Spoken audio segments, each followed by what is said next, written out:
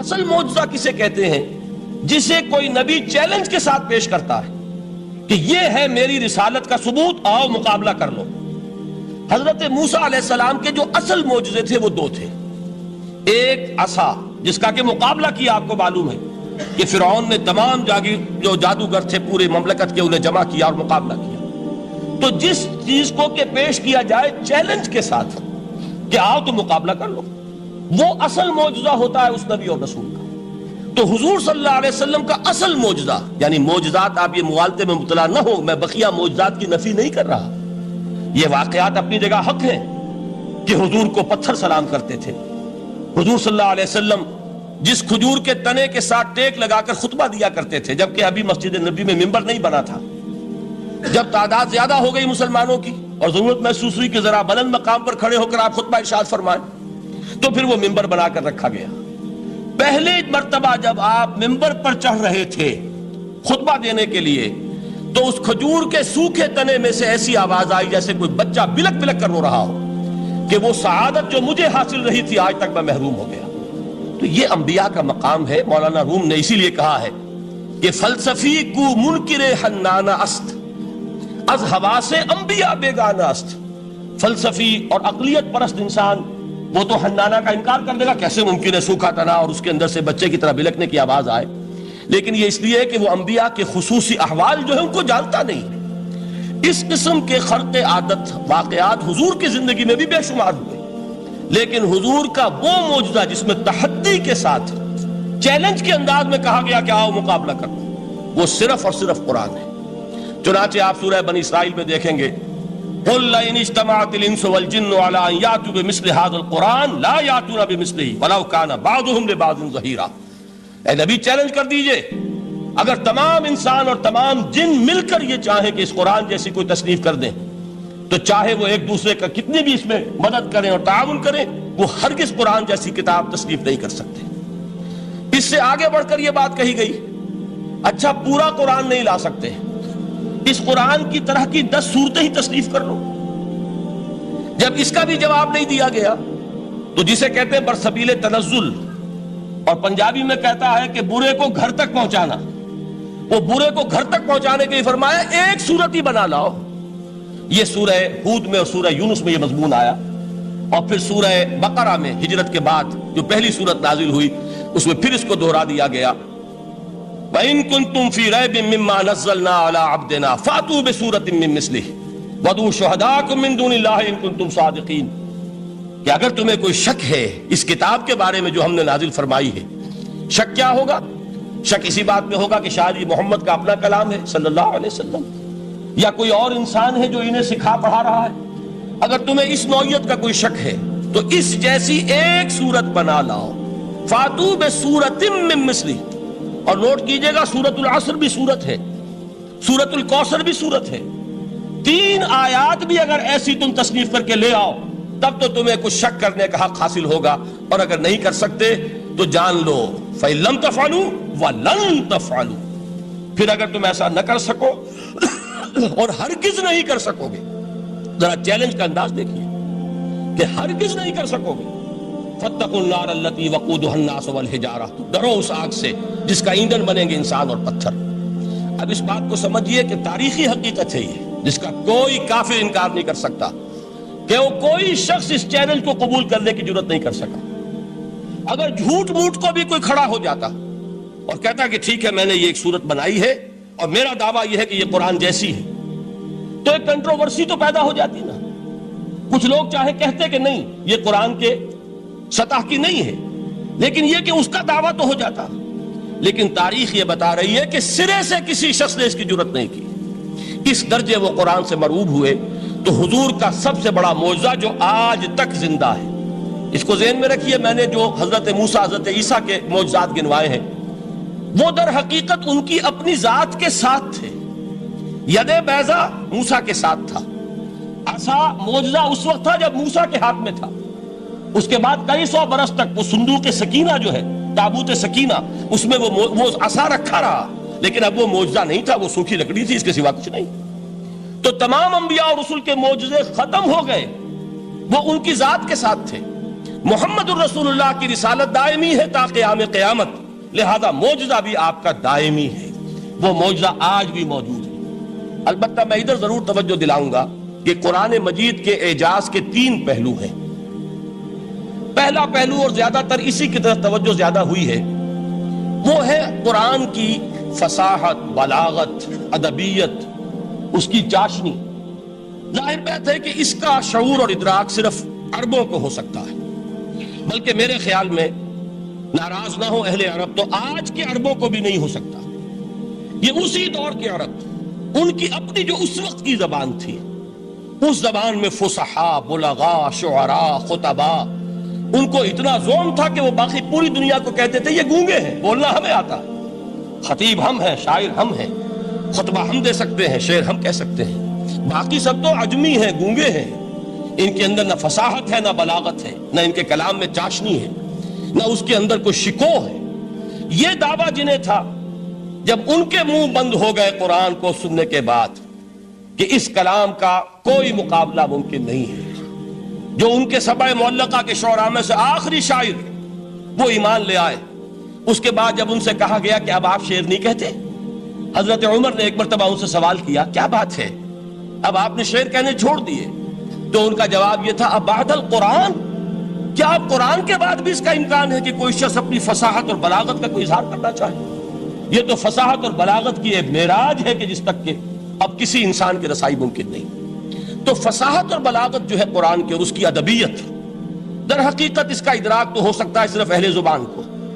ہم لوگ جو ترجموں سے پڑھتے ہیں، چاہے کتنی ہی گرامر پڑھ لیں، کتنی صرف و نحو پڑھ لیں، واقعہ یہ ہے کہ وہ جو ایک ہوتا ہے نفس پر جب انگلی آتی ہے تو جو ایک آپ کو فیل ہوتی ہے، وہ فیل ہم جو عجمی لوگ ہیں جن کی مادری زبان عربی نہیں ہے، وہ قرآن مجید کی فصاحت اور بلاغت کو اس طور سے نہیں سمجھ سکتے جیسے کہ اہل زبان سمجھ سکتے ہیں، اور خاص طور پر جیسے کہ اس زمانے کے اہل زبان نے سمجھا۔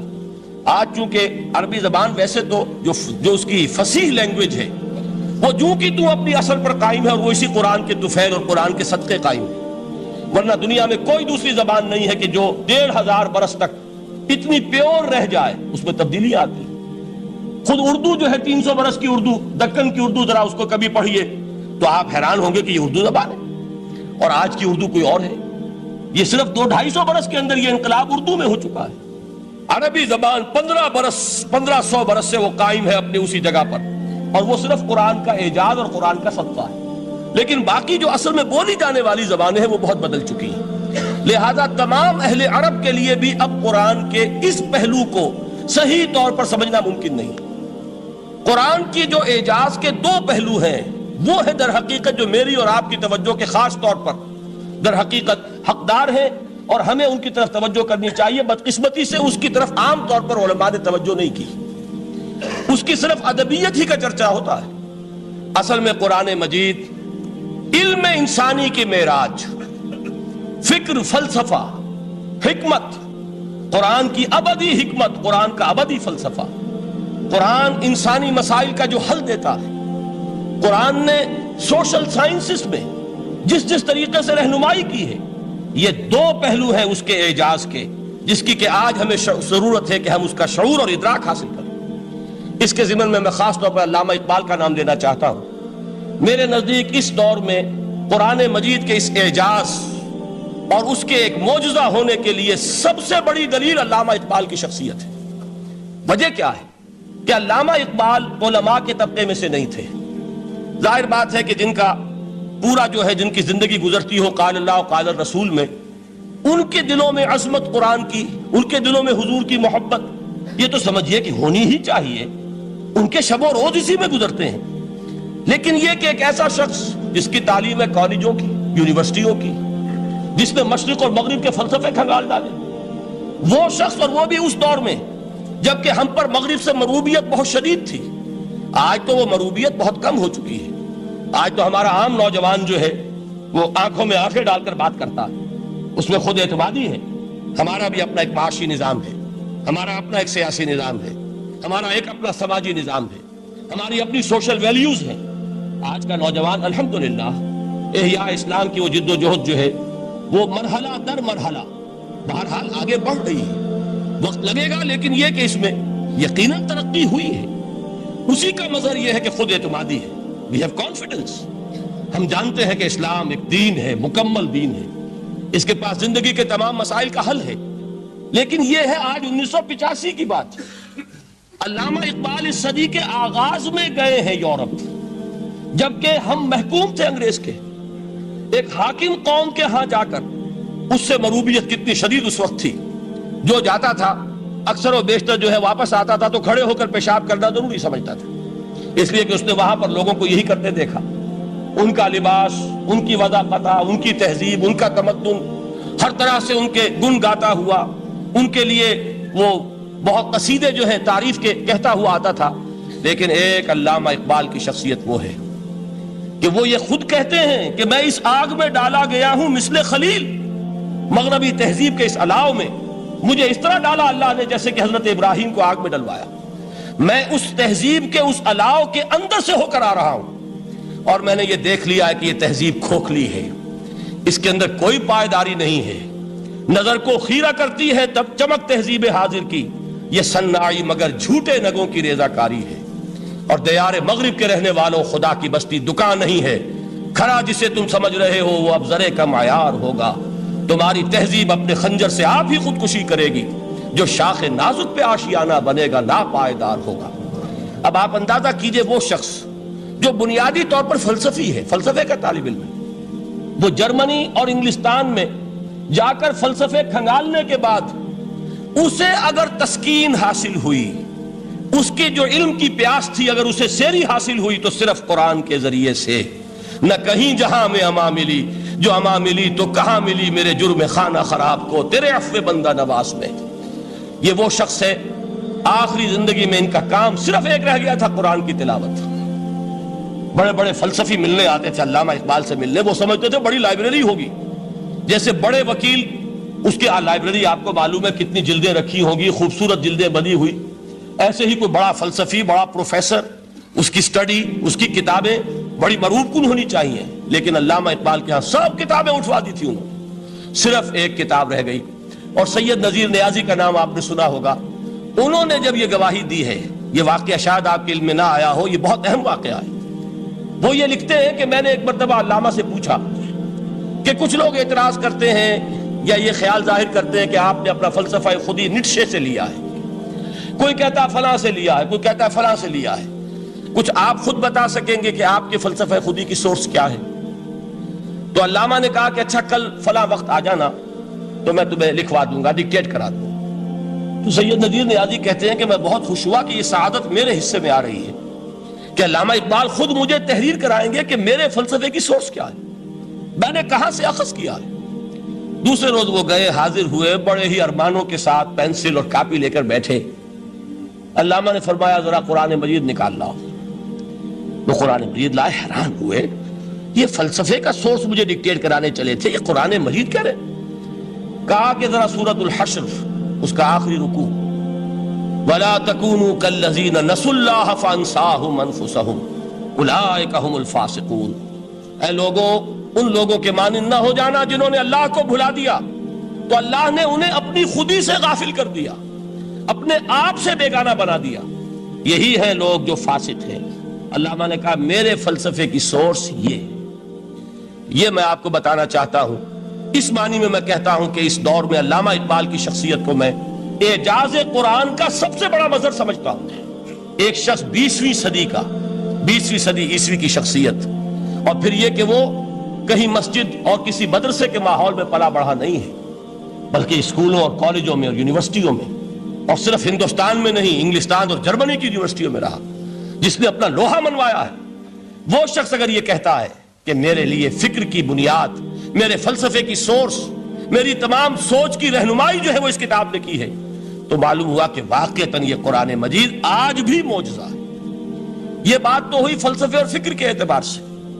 دوسرا پہلو جو اپلائیڈ پہلو ہے اس دور کے اعتبار سے وہ اہم تر ہو گیا ہے. انسان کے لیے جو پیچیدہ تمدنی مسائل ہیں، سیاسی مسائل کو کیسے حل کیا جائے، معاشی مسائل کا حل کیسے ہو، سماج میں توازن کیسے ہو، مرد اور عورت کے درمیان توازن کیسے ہو، ہوتا کیا ہے، یا عورت بھیڑ بکری کی طرح کی ملکیت بن جاتی ہے. ہمارے ہاں اردو میں جو اس کا محاورہ ہے کہ جوتی کی نوک، یہ اس کی حیثیت ہو جائے گی، یا دوسری طرف عورت کلوپیٹرا بن کر قوموں کی قسمتوں سے کھیلے گی. دنیا میں یہ دو انتہائیں ہوئی. کہاں نقطہ عدل کہاں ہے؟ کیسے بیلنس جو ہے اسٹرائک کیا جائے، مردوں کے حقوق اور فرائض اور خواتین کے حقوق اور فرائض، اس میں صحیح ترین ایکویشن ہے کیا؟ اسی طریقے سے فرد اور اجتماع، فرد اور ریاست، یا تو یہ کہ انسان کی انفرادی آزادی اتنی جا رہی ہے، مادر پدر آزاد، جس کا مظہر یہ ہے کہ آج انگلستان میں دو مرد بھی میاں اور بیوی کی حیثیت سے رہ سکتے ہیں. قانون تسلیم کرے گا ہسبینڈ اینڈ وائف، ان کو وہی حقوق حاصل ہوں. یہ ہے وہ آزادی. اور یا پھر یہ ہے کہ جو روس میں ہے یا دوسرے ممالک میں ہے کہ آزادی بالکل ختم، اور معلوم ہوا کہ ایک ٹوٹلیٹیرین سوسائٹی ہے، مستبدانہ نظام ہے. ان کے درمیان نقطہ عدل کہاں ہے؟ اسی طرح سرمایہ اور محنت، اگر ذرا سا سرمایہ کو چھوٹ ملتی ہے وہ مزدور کا خون چوستا ہے اور اس کا حق اس کو نہیں دیتا. اقبال نے بہت خوبصورت انداز میں کہا ہے کہ خواجہ از خون رگے مزدور سازد لال ناب، از جفائے دہ خدایاں کشت دہ کا نا خراب. انقلاب انقلاب انقلاب. ایک طرف سرمایہ دار ہے جو مزدور کی رگوں میں سے خون نچوڑ کر سرخ شراب کا پیمانہ لے کر بیٹھا ہوا ہے، وہ در حقیقت مزدور کا خون ہے جو پی رہا ہے. ایک طرف وہ زمیندار اور جاگیردار ہے جو کاشتکار کا خون جو ہے چوس رہا ہے. تو یہ یا تو یہ انتہا ہے، اور یا یہ ہے کہ اگر ذرا آپ مزدور کو یا اس کارکن کو تھوڑا تحفظ دیجئے تو وہ کام نہیں کرتا. ہمارے ہاں پچھلے دور میں یہی ہوا تھا. میں یہ برملا کہتا ہوں، آج بھی آپ کے سامنے کہہ رہا ہوں کہ بھٹو نے واقعہ یہ ہے بہت بڑا کارنامہ سر انجام دیا تھا. اس نے مزدور کو ایک سیلف ریسپیکٹ دی تھی، کاشتکار کو اپنی عزت کا احساس دیا تھا کہ میں بھی انسان ہوں، میرے بھی حقوق ہیں. لیکن نتیجہ اس کا نیگیٹو نکلا. مزدور نے کام کرنا چھوڑ دیا، معیشت کی گاڑی ختم ہو گئی. وہ چیز کہ جو متوازن ہو، جس میں مزدور کو اس کا حق مل رہا ہو اور پسینہ خشک ہونے سے پہلے اس کی جائز مزدوری اس کو مل گئی ہو، جس میں کہ انسان کسی سرمایہ دار کی رعیت بن کر نہ رہ جائے. دوسری طرف یہ کہ سرمایہ کے لیے بھی جو اس کا صحیح ہے کہ اس کو انسینٹیو ملے، وہ میدان میں آئے، اس کے اندر رسک لینے کے جو ہے وہ صلاحیت پیدا ہو. ان دونوں چیزوں کو کیسے متوازن کیا جائے؟ واقعہ یہ ہے کہ یہ ہے وہ پیچیدہ مسائل جن کا حل قرآن میں ہے. ہماری بدقسمتی کیا ہے کہ ہم نے خود ان چیزوں کے لیے دوسروں کے سامنے جھولی پساری ہوئی، ہم دوسروں سے بھیک مانگ رہے ہیں. ہمارا حال کیا ہوا تھا اس صدی کے شروع میں؟ مصطفیٰ کمال پاشا نے جب ترکی میں اسلام کے آئلی قوانین بھی منسوخ کیے، نوٹ کیجئے اس کو، یہ اسی صدی کے وہ صدمے ہیں جو ہم نے اٹھائے ہوئے ہیں. اور گاہے گاہے باز خواہی قصہ پاری نہ رہا، تازہ خواہی داشتن گرداغ ہائے سی نہ رہا. اس صدی میں کیا نہیں ہوا؟ عربوں کی ریوولٹ ترکوں کے خلاف، ان کے پیٹھ میں جو خنجر گھونپا، اور ایک انگریز، ایک کرنل لارنس کی وہ ساری شرارت، اس کے نتیجے میں ایک عظیم مملکت عثمانیہ، سلطنت عثمانیہ، دی گریٹ آٹومان امپائر، اس کے چیتڑے اڑ گئے. اور اس کے بعد وعدے کیے تھے عربوں سے کہ ہم تمہیں حکومت دیں گے.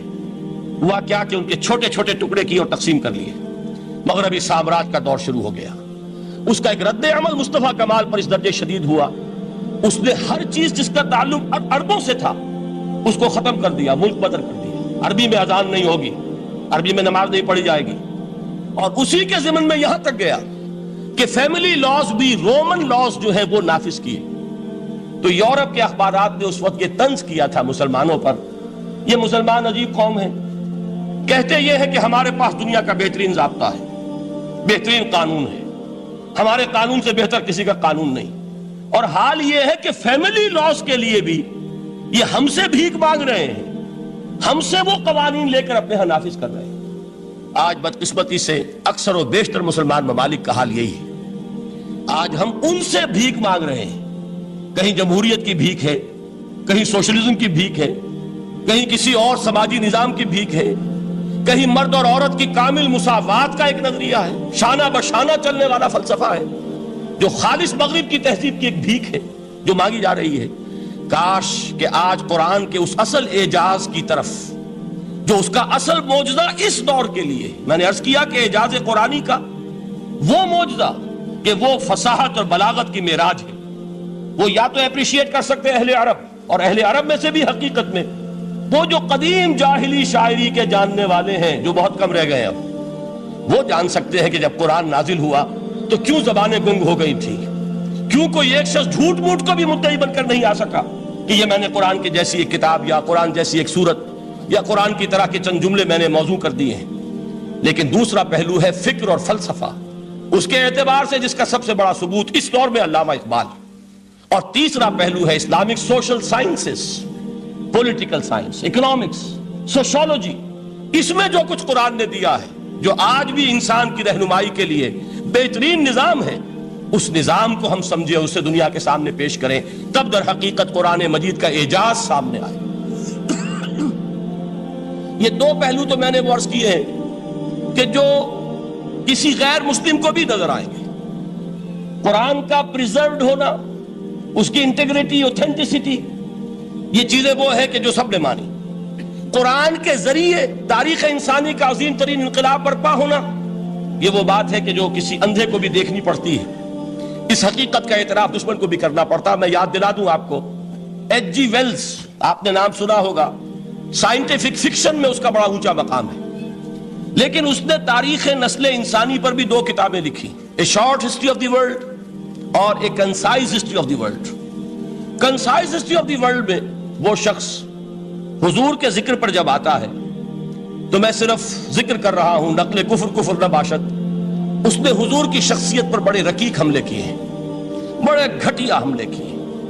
حضور کی خاص طور پر تعدد ازدواج کا جو معاملہ ہے، یہ کڑوی گولی ان کے حلق سے اتر نہیں سکتی، اس لیے کہ ان کا آئیڈیل ہے حضرت مسیح اور حضرت یحییٰ، جان دی بیپٹسٹ اینڈ جیسس آف نازارت.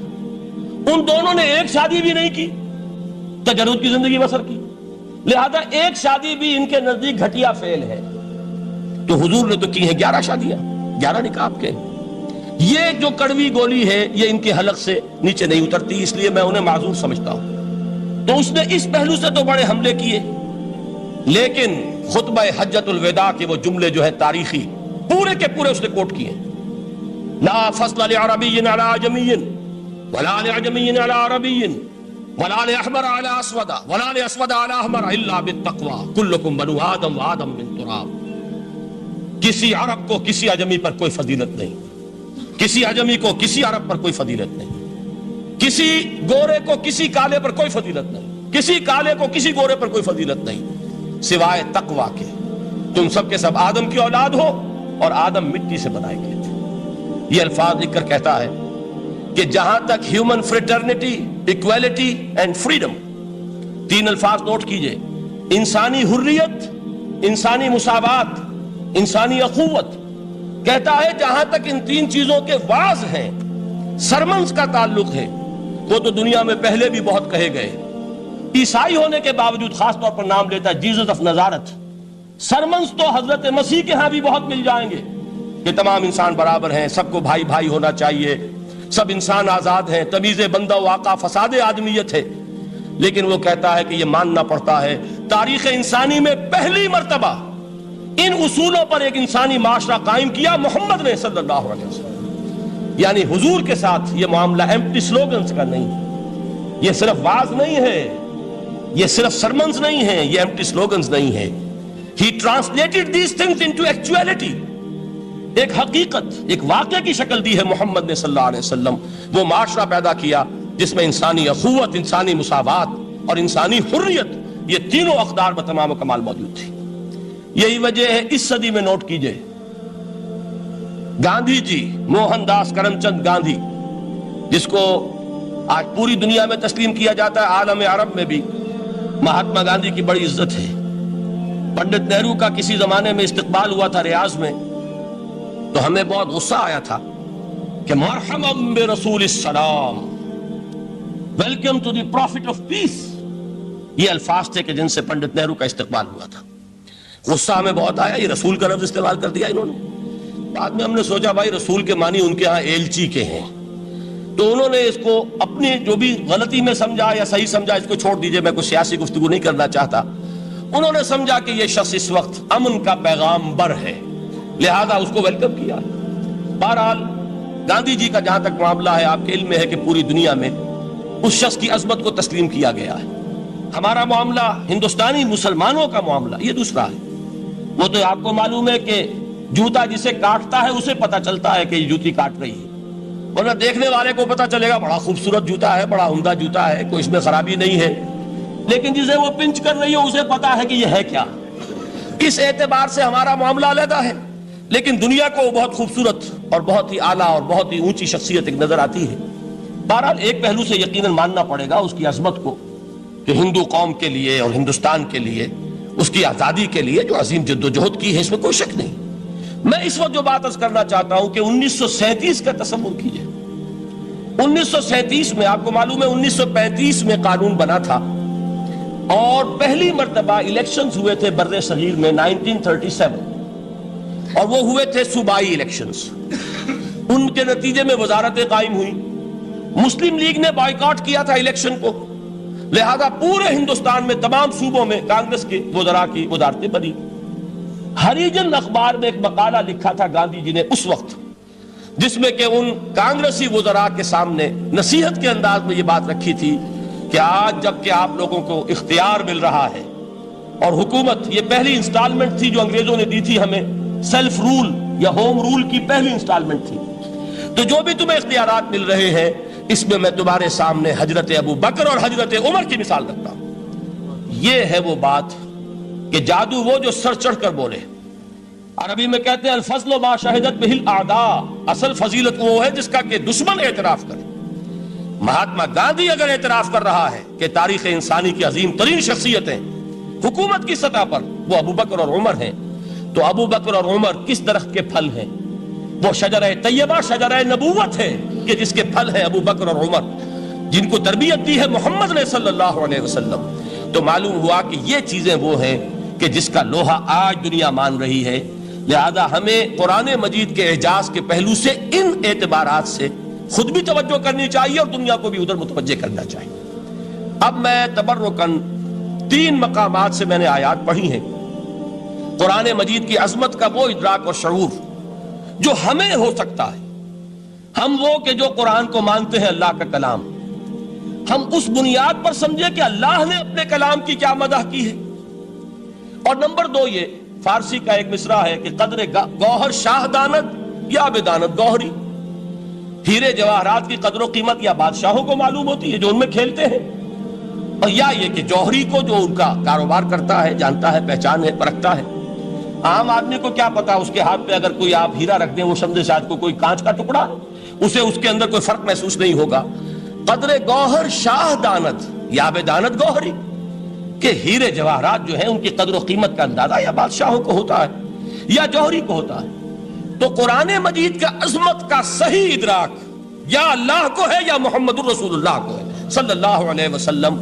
باقی جو کچھ دنیا دیکھتی ہے وہ تو وہ ظاہر کا ایک پہلو ہے، وہ تاریخی حقائق ہیں جو میں نے آپ کے سامنے رکھے. باقی قرآن مجید کی عظمت کا کوئی صحیح ادراک ہو سکتا ہے یا وہ اللہ تعالیٰ کی زبانی اور یا ہوگا محمد الرسول اللہ صلی اللہ علیہ وسلم کے فرامین کی روح سے.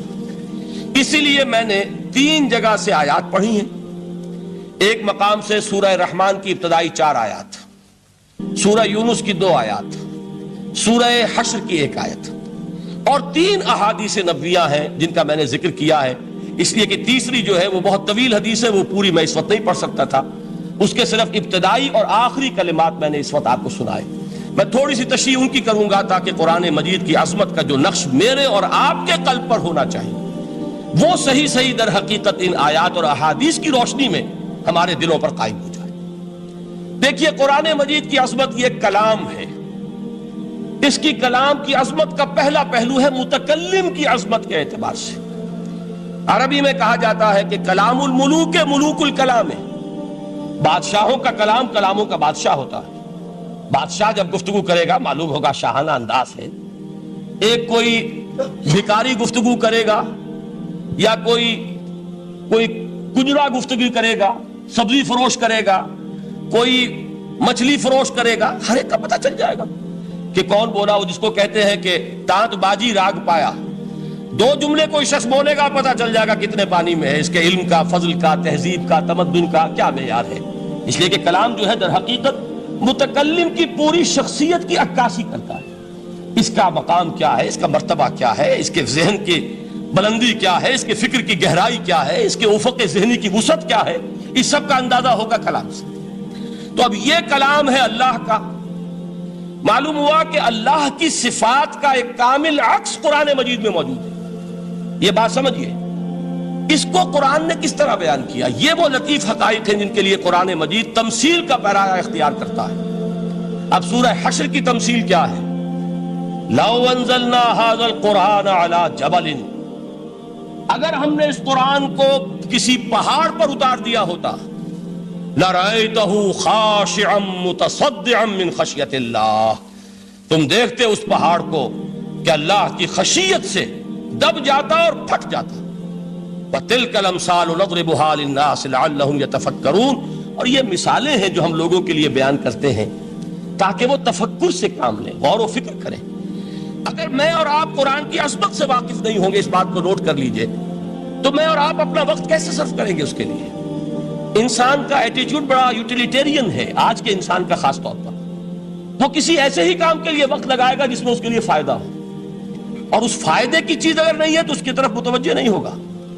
اگر قرآن مجید کی عظمت کا ہمیں ادراک ہو جائے تو ہم اپنا پورا وقت اس کے لیے وقف کر دیں گے، اس کو سمجھیں گے، اس کی گہرائیوں میں غوطہ زنی کریں گے. جیسے اقبال نے کہا کہ قرآن میں ہو غوطہ زن اے مرد مسلمان.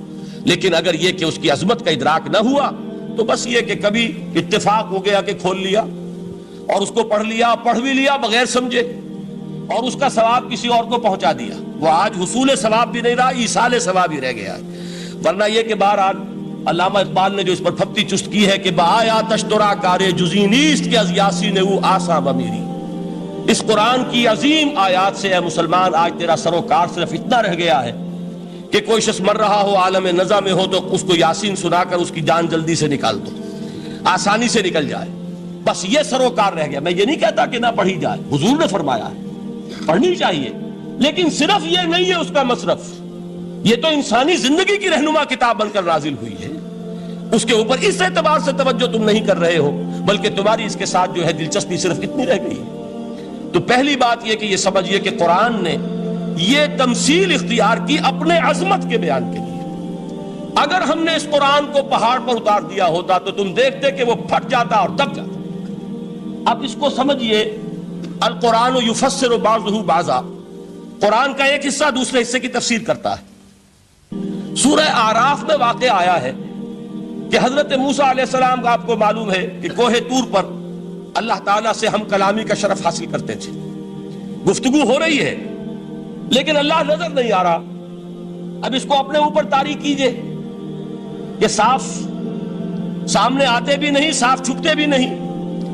یہ جو صورتحال تھی کہ اگر کسی کی آپ آواز سن رہے ہیں، کلام سن رہے ہیں، سامنے نہیں آ رہا، تو آپ کے دل میں خواہش پیدا ہوگی کہ ذرا سا یہ پردہ بھی اٹھا دیا جائے، مجھے دیدار بھی حاصل ہو جائے.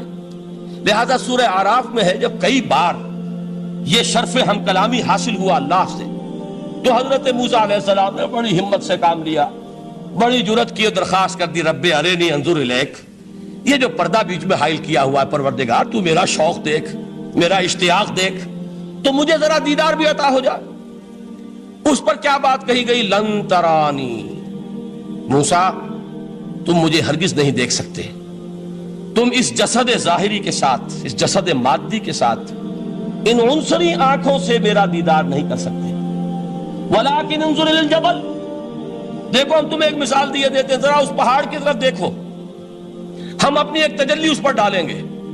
فإن استقر مکانہ فسوف ترانی، اگر وہ پہاڑ ہماری تجلی کو جھیل جائے، تحمل کر لے، تو تم بھی سوچنا کہ شاید ہمیں دیکھ سکو.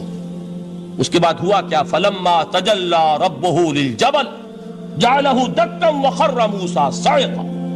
جب اللہ تعالیٰ نے پہاڑ پر اپنی ایک تجلی ڈالی تو وہ پہاڑ جو ہے پھٹ گیا. اور موسیٰ، اب دیکھیے براہ راست تجلی موسیٰ پر نہیں ہے، یہ انڈائریکٹ مشاہدہ ہے تجلی ربانی کا کہ جو پہاڑ پر ہوئی ہے، اور پہاڑ کی جو کیفیت ہوئی ہے اس کے مشاہدے سے حضرت موسیٰ بے ہوش ہو کر گر گئے. وَصَعِقَ مُوسَىٰ خَرَّ مُوسَىٰ صَعِقًا. یہ ہے وہ مثال جو یہاں دی ہے قرآن کے لیے. لَوْ أَنزَلْنَا هَذَا الْقُرْآنَ عَلَىٰ جَبَلٍ لرأيته خاشعا متصدعا من خشیت اللہ. نتیجہ کیا نکلا؟ انفر کیجئے، استدلال، استنتاج. نتیجہ یہ نکلا کہ جو تاثیر تجلی ذات ربانی کی ہے وہی تاثیر کلام ربانی کی ہے. صرف یہ ہے کہ ہمیں اس کا شعور نہیں، ہمیں اس کا ادراک نہیں.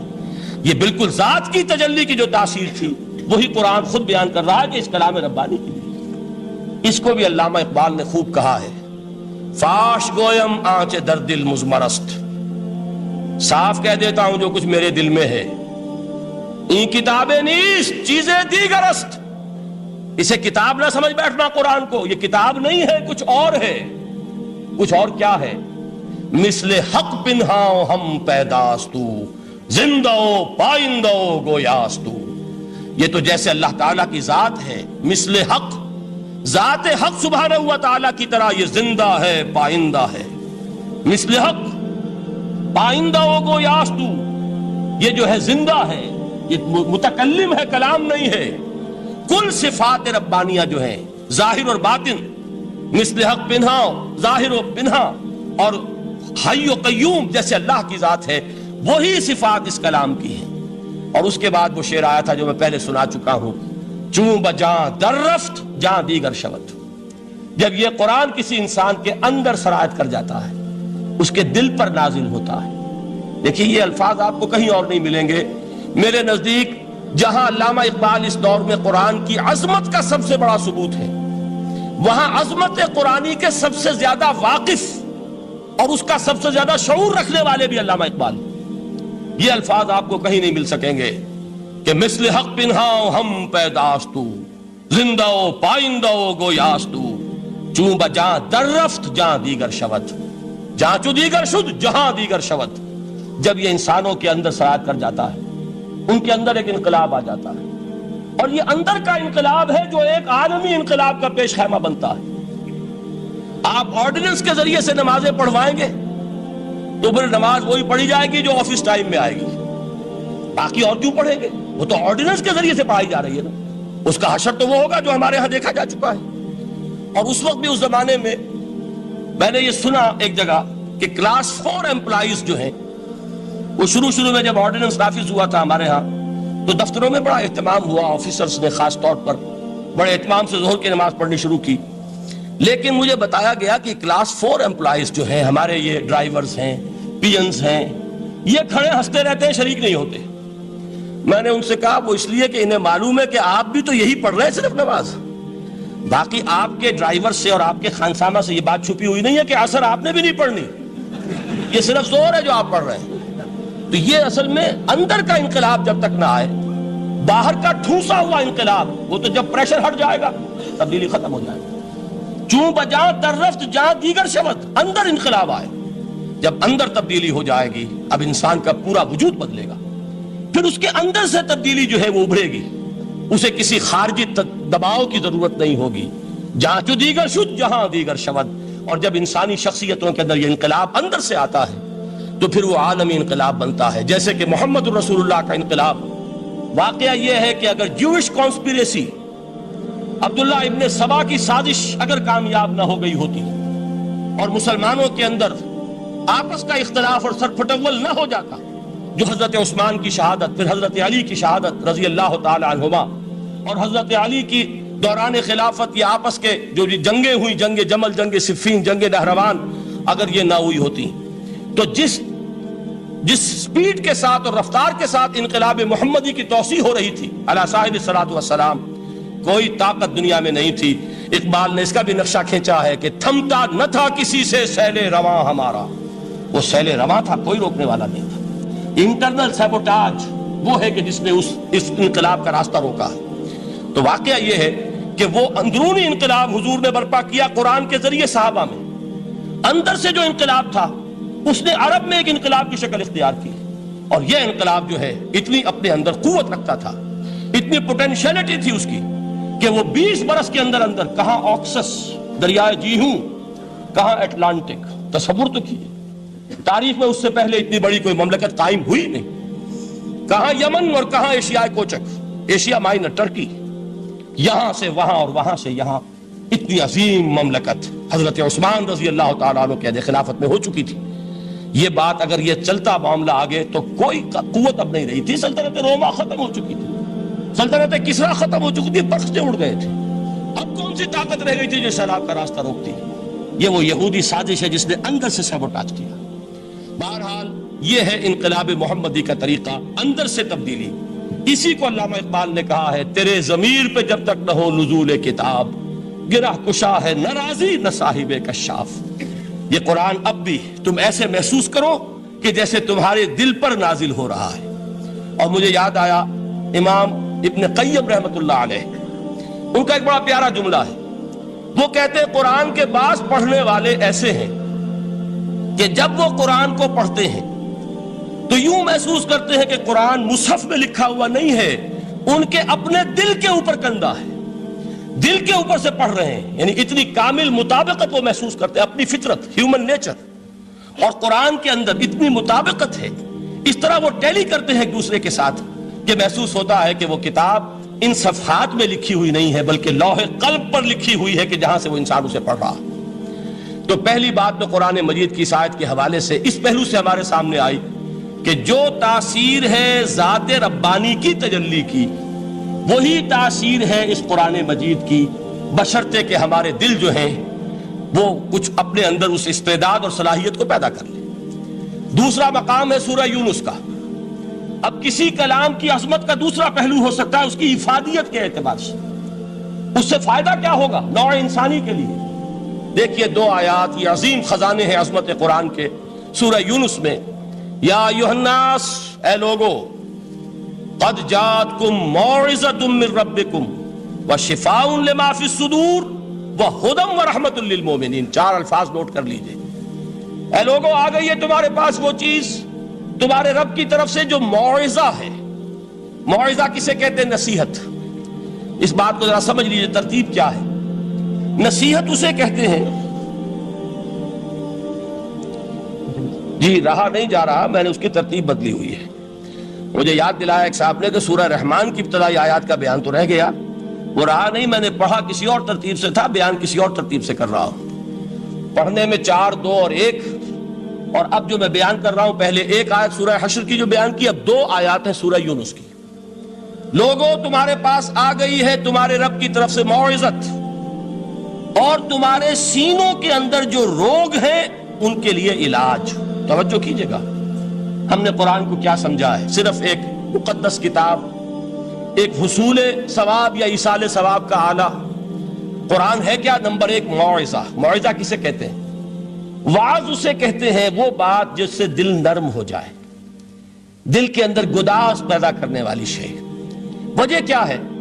اعلیٰ سے اعلیٰ حکیمانہ بات کسی سے کہی جائے, دل سخت ہے, اثر نہیں ہوگا. ایک کرسٹ آ جاتا ہے انسان کے دل کے اوپر, جیسے کہ یہود کے علماء کے بارے میں فرمایا گیا ثم قست قلوبکم فہی کالحجارۃ او اشد قسوہ وان من الحجارۃ لما يتفجر منه الانہار وان منها لما يهبط من خشیۃ اللہ وان منها لما يشقق فيخرج منه الماء. اے لوگوں, پھر تمہارے دل سخت ہوتے چلے گئے, پھر وہ پتھروں کے مانند سخت ہو گئے, بلکہ ان سے بھی زیادہ سخت, اس لیے کہ پتھروں میں تو وہ بھی ہوتے ہیں کہ جو اللہ کے خوف سے گر جاتے ہیں, پتھروں میں وہ بھی ہوتے ہیں کہ جو اللہ کی خشیت سے پھٹ جاتے ہیں, ان میں سے پانی بہ نکلتا ہے.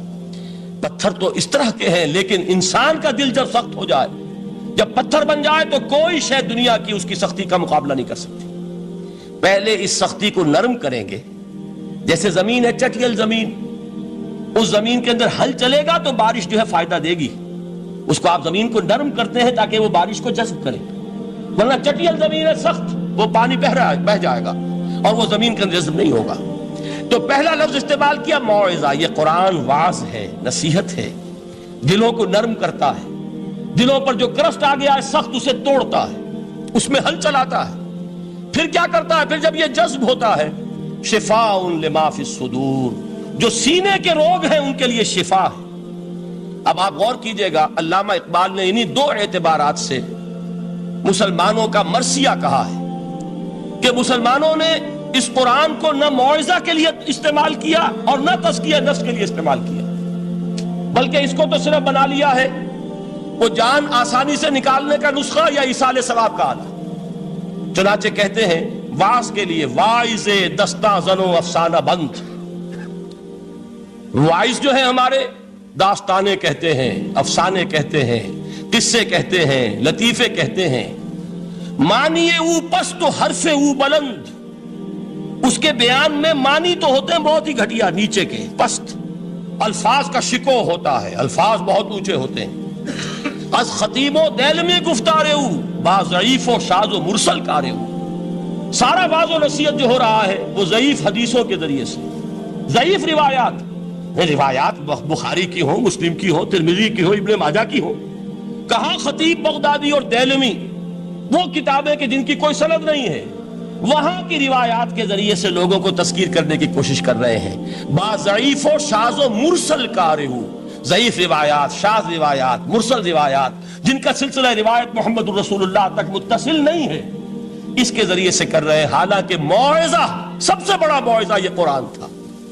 قرآن کہتا ہے خود فذکر بالقرآن من یخاف وعید، اے محمد صلی اللہ علیہ وسلم آپ اس قرآن کے ذریعے نصیحت کیجئے، یہ قرآن ہے جو دلوں کی سختی کو ختم کرے گا، گداز پیدا کرے گا۔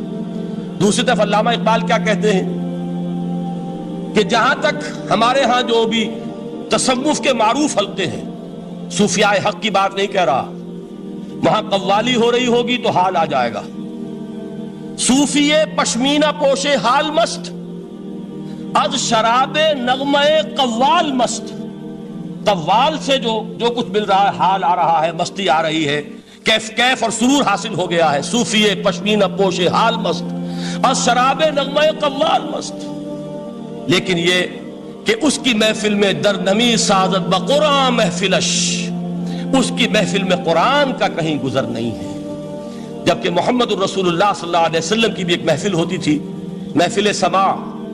وہ محفل سماع کیا تھی؟ حضور صحابہ سے فرمائش کر کر کے قرآن سنتے تھے۔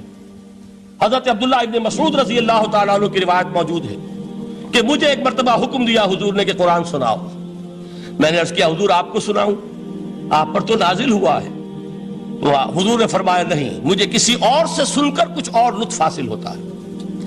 اب امتثال امر میں حضرت عبداللہ ابن مسعود رضی اللہ تعالیٰ عنہ نے سورہ نساء پڑھنی شروع کی، 41ویں آیت پر پہنچے، چشم تصور سے دیکھیے کہ حضور بھی تشریف فرما ہے، صحابہ کرام کی محفل ہے، اور صحابہ کیسے بیٹھا کرتے تھے ادب کے ساتھ، ایک روایت میں الفاظ آئے ایسے بیٹھتے تھے ساکت و صامت ہو کر، بالکل خاموش، سکون، ساکن اور ساکت اور صامت، کہ جیسے ان کے سروں پر پرندے بیٹھے ہیں کہ ذرا جنبش کریں گے تو پرندہ اڑ جائے گا، اس ادب کے ساتھ۔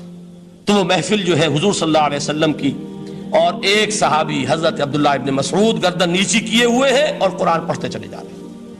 جب اس آیت پر پہنچے فَكَيْفَ إِذَا جِئْنَا مِن كُلِّ أُمَّةٍ بِشَهِيدٍ وَجِئْنَا بِكَ عَلَى هَؤُلَاءِ شَهِيدًا، کیا ہوگا اس دن جس دن کہ ہم ہر امت پر ایک گواہ کھڑا کریں گے، اور اے نبی آپ کو گواہ بنا کر لائیں گے ان کے خلاف، آپ کو یہ ٹیسٹیفائی کرنا ہوگا کہ اللہ تیرا جو کلام میرے پاس آیا تھا میں نے پہنچا دیا تھا، اب ان کی ذمہ داری ہے، they are accountable, they are responsible۔ اس پر حضور نے فوراً فرمایا حسبک حسبک، بس کرو بس کرو۔ اور حضرت عبداللہ ابن مسعود فرماتے ہیں کہ میں نے جب نگاہ اٹھا کر دیکھا حضور کے آنکھوں سے آنسو روا تھے۔ یہ ہے سماع، یہ محفل سماع ہے، کاش کہ اللہ تعالی ہمیں اس کی توفیق عطا فرمائے۔ یہ ہے مسنون محفل سماع، اس قرآن کے اندر وہ گداز ہے۔ آیا کہ نہیں 7ویں پارے کی بالکل آغاز میں وَإِذَا سَمِعُوا مَا أُنزِلَ إِلَى الرَّسُولِ تَرَىٰ أَعْيُنَهُمْ تَفِيضُ مِنَ الدَّمْعِ مِمَّا عَرَفُوا مِنَ الْحَقِّ يَقُولُونَ رَبَّنَا آمَنَّا فَاكْتُبْنَا مَعَ الشَّاهِدِينَ۔ تو یہ ہے دوسری چیز کہ در حقیقت تزکیہ نفس کا ذریعہ یہ قرآن ہے۔ سینوں میں جو روگ ہیں، حب دنیا، حب مال، حب شہرت، حب اقتدار، جس کو کہ ایڈلر کہتا ہے دی ارج ٹو ڈومینیٹ، میرا غلبہ ہو، میرا تسلط ہو، میں نمایاں ہو جاؤں، میری حکومت بن جائے، اختیار میرے ہاتھ میں آ جائے، دی ارج ٹو ڈومینیٹ، یہ ساری ارجز ہیں ہماری در حقیقت جس سے فساد رونما ہے۔ یہ حب مال ہے جس کی وجہ سے ہمارے اندر تنافس ہے۔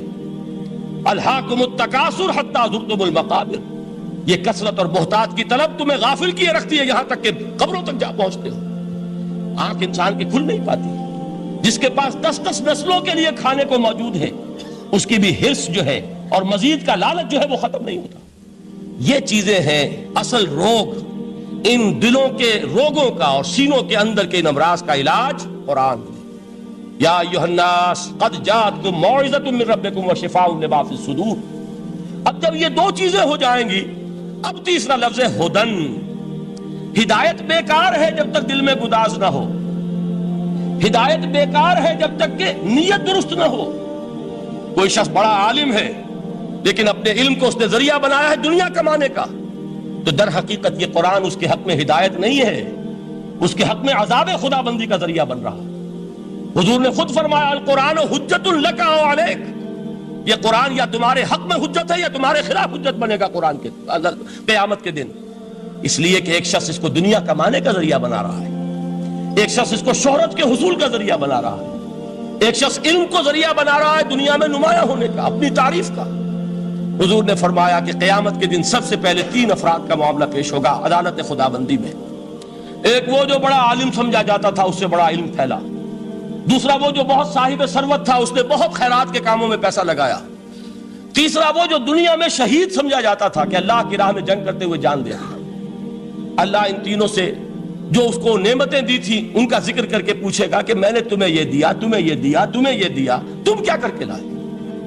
وہ شہید کہے گا کہ اللہ میں نے تیری راہ میں جنگ کی اور اپنی جان دے دی تاکہ تو راضی ہو جائے۔ اللہ فرمائے گا کذبت، تو نے جھوٹ بولا، انک قد قاتلت لان یقال جریء، تو نے تو یہ جنگ اس لیے کی تھی کہ کہا جائے کہ بڑا جری ہے، بڑا بہادر ہے۔